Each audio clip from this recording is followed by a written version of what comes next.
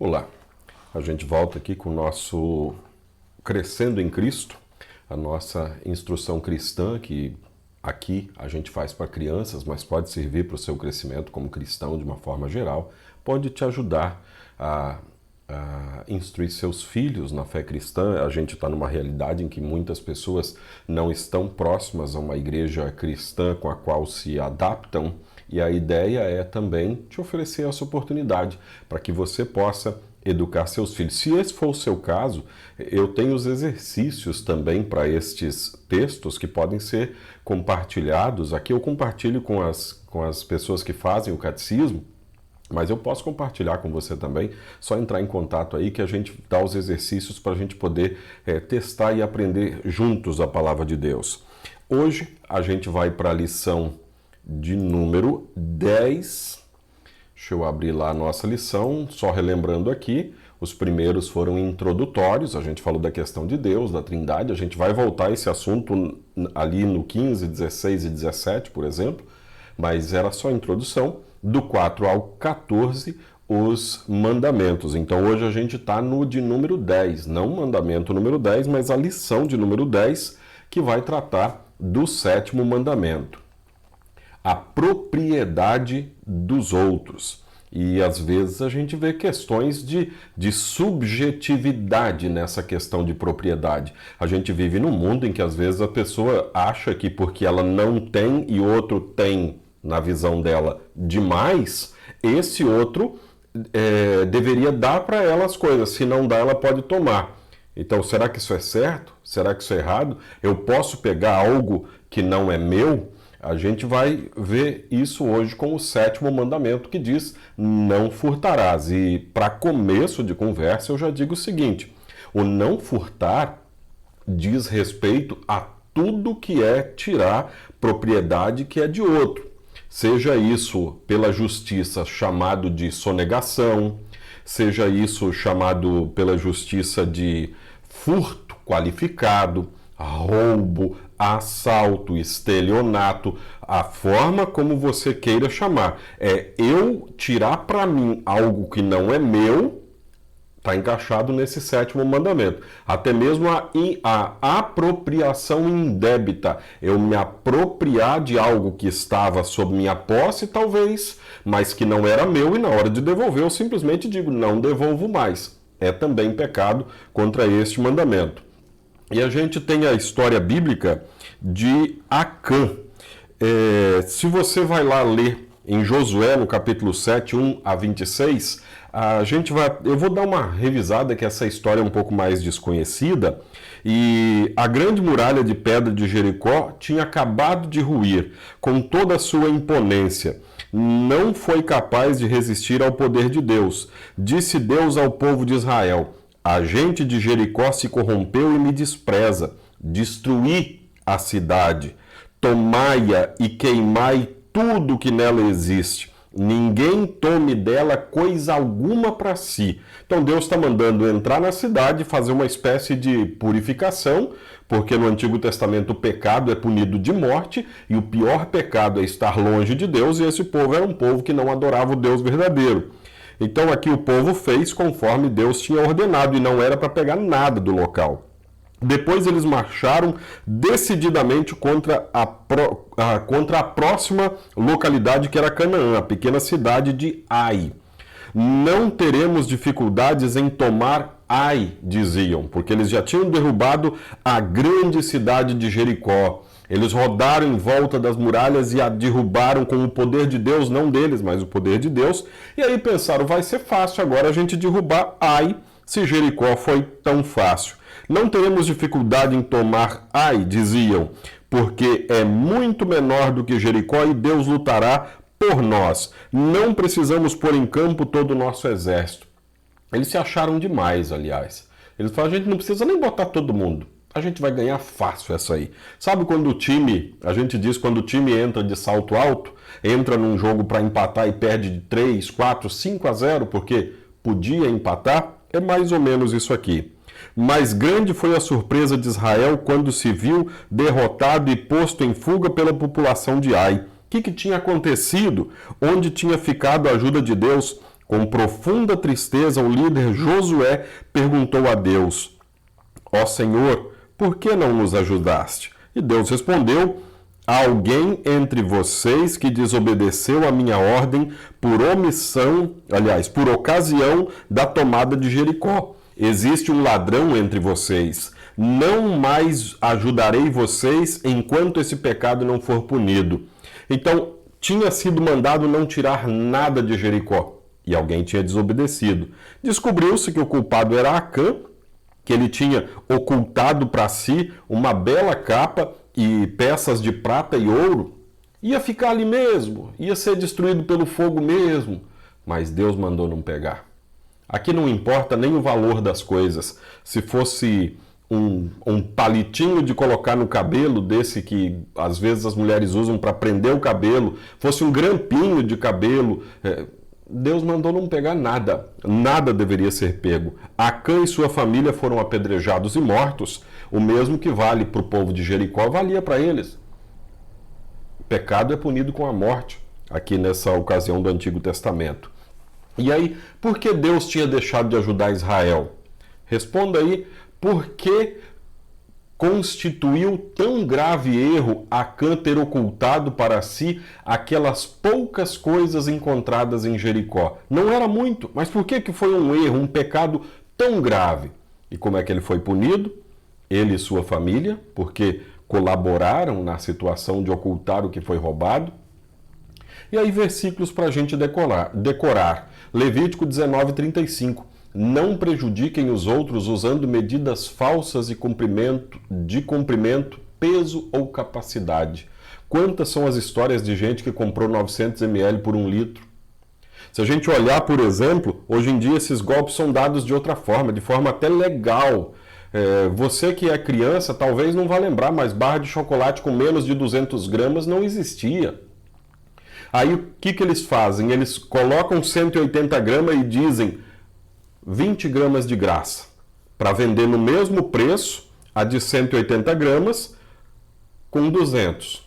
Daqui a pouco eles tiram esses 20 e o preço se mantém. Em vez de subir o preço, porque as pessoas paravam de comprar, vão baixando.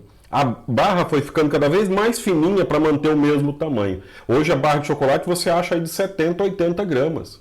Sabão em pó já foi de 2 quilos. Agora você compra 900 gramas no pacote de 1 quilo, dizendo assim, 100 gramas de desconto. Daqui a pouco vai vir os 900 e vai vir com o mesmo preço, se não mais caro que o outro que era de 1 quilo. Então, são formas que aqui estão até legalizadas. Mas será que são legais de lidar com a situação?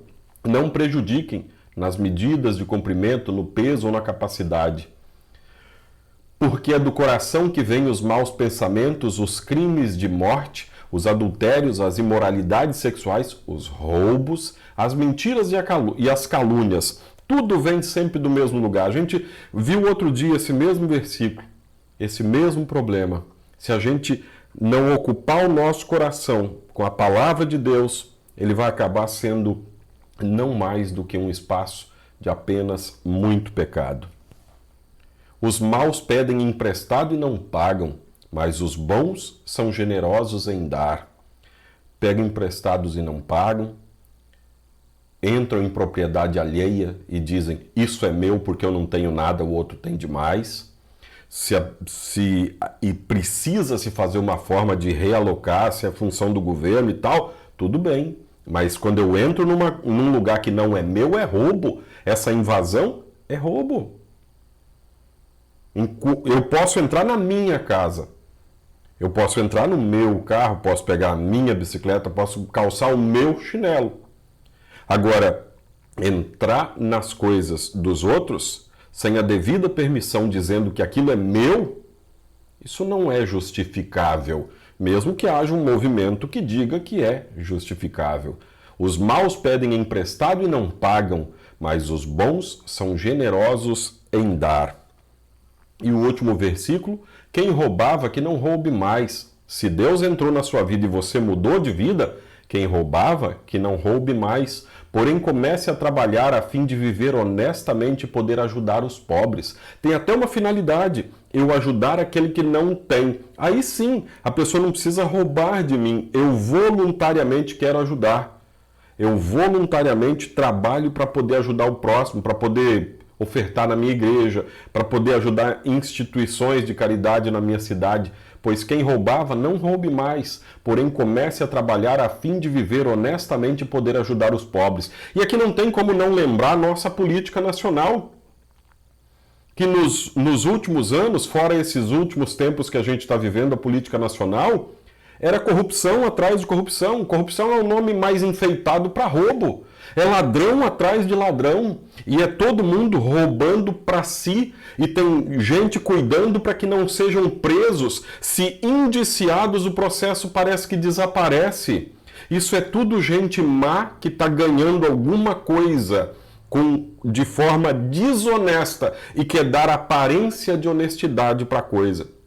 É para trabalhar honestamente, não roubando. Não é da vontade de Deus. Doutrina bíblica, no 7º mandamento, Deus protege a propriedade e os negócios, tanto os nossos quanto os do nosso próximo. É pecado tirar de alguém qualquer coisa que lhe pertença. Da mesma forma, é pecado toda e qualquer desonestidade, como diferença a menos no peso, preços abusivos, juros abusivos. Agiota é criminoso, agiota é pecador. Se você quiser pegar dinheiro emprestado, a instituição que é legalizada para isso é o banco, porque tem alguém que coordena. Mas a agiotagem é crime. Ah, mas às vezes tem até gente tem policial que faz. Não interessa, é crime. Não é porque alguém da lei faça que deixa de ser crime. Não é porque, de repente, o pastor da minha igreja está emprestando dinheiro a juros de 15%, 20%. É agiota, é pecado, é criminoso. É simples assim. Juros abusivos. Não pagar as dívidas ou pagar atrasado também é pecado. Eu tenho que ir lá, pelo menos, dar uma satisfação para quem eu estou devendo. Me desculpar com a pessoa que eu estou devendo, dizer assim, olha, aconteceu alguma coisa, eu tinha planejado de pagar, mas alguém da minha família ficou doente, eu tive que gastar com o hospital, me dá mais um tempo aí, pode botar até juro que eu vou pagar. É justo. E a pessoa, entendendo, vai poder também fazer essa parte. Também é pecado desperdiçar o tempo nas horas de trabalho e não pagar o empréstimo tomado. Às vezes o funcionário fica lá, como a gente diz, morcegando. Ele recebeu para trabalhar 8 horas por dia, mas a cada hora ele toma cafezinho por 10 minutos. Antigamente tinha o problema do cigarro. O cara que fumava trabalhava muito menos do que o não fumante. Até que as empresas começaram a perguntar se a pessoa era fumante ou não para contratar. Porque se o cara fumava 8 cigarros por dia, ele fumava mais ou menos 1 por cada hora que ele deveria estar trabalhando, ele na verdade trabalhava 80 minutos a menos do que aquele que não fumava. E se eu fui contratado, eu estou sendo pago, o meu trabalho foi vendido para um patrão que vai pagar por esse serviço.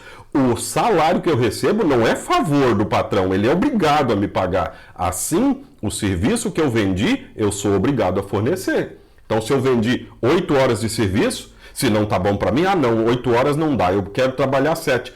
Tudo bem, a gente conversa com o patrão, até se não puder, não preciso de um funcionário que trabalhe 8, eu vou perder o emprego.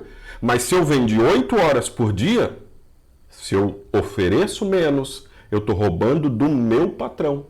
Assim, como se o patrão me prometeu pagar R$1.000, mas ele decidiu pagar 998, esses R$2 ele está me roubando. Ele não pode. Então, o desperdiçar horas de trabalho também é roubo. Todos esses pecados têm sua origem no coração egoísta e destituído de amor. Deus quer que amemos o nosso próximo de tal maneira que sintamos prazer em poder ajudar o nosso próximo a conservar os seus bens e os seus negócios, evitando o seu prejuízo e ajudando a progredir. Se o nosso semelhante está em necessidade, deveríamos sentir-nos alegres em poder compartilhar com ele os nossos bens. Essa é a vontade de Deus, que todo mundo se ajude. Se todo mundo se ajudasse mais, haveria menos gente sofrendo, haveria menos gente com fome. Aí às vezes as pessoas dizem assim, ah, mas tal pessoa roubou R$1 milhão. Nossa, que saudade do tempo que o povo roubava só 1 milhão, né? Tá ficando difícil do povo roubar só 1 milhão. É sempre muito mais a conta. Mas vamos supor, o cara roubou R$1 milhão, não vai preso. O outro roubou uma galinha e foi preso. Qual dos dois deveria ir preso? Os dois. Os dois roubaram. Ah, mas esse aí se justifica porque ele estava com fome. A gente tem tendência a querer justificar o pecado. O que roubou 1 milhão vai ter suas justificativas também. Claro, são pecados que vão ter menor impacto nas coisas. A gente até entende o ódio que as pessoas têm, porque um que rouba uma galinha vai preso e o que rouba 1 milhão não vai. Por que se esse não vai, esse aqui também não deveria ir? É o que a gente pensa. Eu acho o contrário, deveria ir os dois. Os dois roubaram. Mas ele estava com fome. Não podia pedir, não podia buscar auxílio. Talvez já tentou tudo isso, a gente precisaria até analisar. Claro, são coisas diferentes, mas é só um exemplo que eu estou tentando dar aqui. Talvez não seja nem o melhor, mas pecado é pecado. Não adianta a gente querer justificar um, abonando um e condenando o outro. Se o nosso semelhante está em necessidade, deveríamos sentir-nos alegres em poder compartilhar com ele os nossos bens. Essa é a vontade de Deus. E o que a gente aprende desta lição? Toda espécie de furto ou roubo é pecado, por menor que seja a coisa roubada. É muito importante que eu não seja desonesto nas pequenas coisas. Para que isso não aconteça, devo também cuidar de devolver o que pedi emprestado. Cuidar para não danificar a propriedade alheia ou cometer qualquer outro tipo de fraude. A gente falou hoje, então, sobre o 7º mandamento. No próximo vídeo, na próxima aula, a gente vai falar sobre o 8º mandamento, que tem a ver muito com muitas coisas que a gente vê. Eu não sei se a gente ainda vê, porque eu realmente não vejo, mas imagino que ainda haja programas de fofoca na televisão e com esse monte de fake news que a gente sabe que existe por toda parte, muito é fofoca, muito é para falar mal dos outros. Então a gente vai falar sobre a boa reputação dos outros, sobre a nossa boa reputação também, e você é convidado a estudar conosco também na lição de número 11. No mais, fique em paz, na paz de Cristo.